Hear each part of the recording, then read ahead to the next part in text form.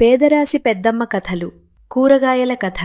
అనగనగా ఒక ఉసిరికాయంత ఊరు ఉండేది. ఆ ఊర్లో ఒక మునక్కాయంత ముసలమ్మ ఉండేది. మునక్కాయంత ముసలమ్మ రోజు పనికి వెళ్తూ ఉండేది. ఒకరోజు పనికి వెళ్తుంటే మునక్కాయంత ముసలమ్మకి వంకాయంత వజ్రం దొరికింది. అయ్యో, వంకాయంత వజ్రం! ఆ వంకాయంత వజ్రాన్ని తీసుకుంటుంటే ఒక దొండకాయంత దొంగోడు చూశాడు.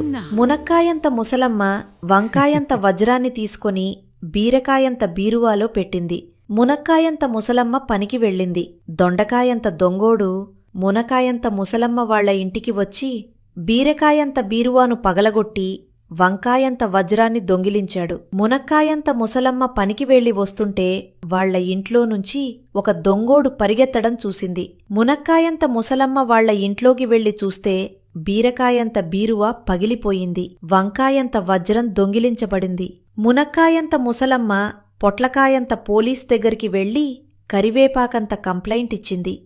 ఆ పొట్లకాయంత పోలీస్ లవంగల్లాంటి లాఠీని తీసుకుని కాకరకాయంత కానిస్టేబుల్తో జీడిపప్పంత జీపు వేసుకుని దొండకాయంత దొంగిని వెతకటానికి బయలుదేరారు. పొట్లకాయంత పోలీస్కి దొండకాయంత దొంగ దొరికాడు. ఆ దొండకాయంత దొంగోడిని లవంగల్లాంటి లాఠీతో కొట్టి జీడిపప్పంత జీపులో వేసుకుని పోలీస్ స్టేషన్కి తీసుకుని వెళ్లారు. దొండకాయంత దొంగోడిని జామకాయంత జైల్లో వేసి తాటికాయంత తాళం వేశారు. వంకాయంత వజ్రాన్ని పొట్లకాయంత పోలీస్ మునక్కాయంత ముసలమ్మకి ఇచ్చాడు. మునక్కాయంత ముసలమ్మ అరటికాయంత ఆనందంతో ఇంటికి వెళ్ళింది.